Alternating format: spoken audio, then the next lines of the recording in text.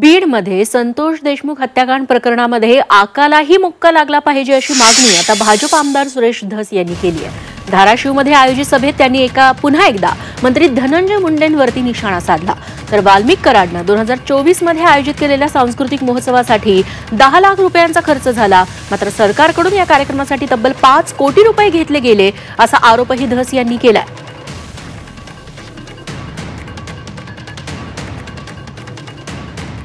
7 जणांना आज मौका लागलाय, राहिलेला 8वा सुद्धा मोकात गेला पाहिजे। 8 अटकेन 7 जणांना लागलाय।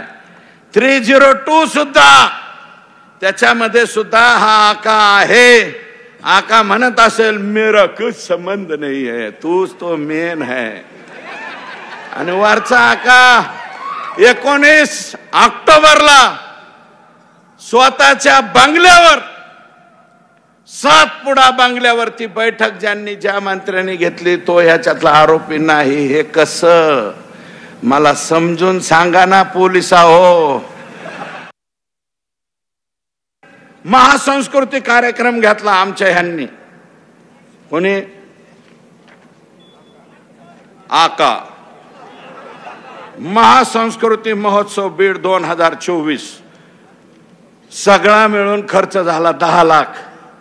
आणि मी आज माहिती घेतली, कलेक्टरला विचारलं, म्हणलं माल किती काढलाय सरकारच्या तिजोरीतून, तर ते म्हणले 5 कोटी रुपये।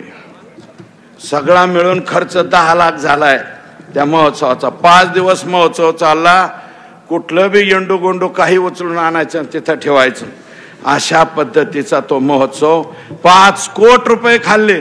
10 लाखाच्या अजून कोणतं तुमच्याकडे नवीन आयटम आलाय का? 10 लाखात 10 लाख डालो 5 कोटी मिलवो।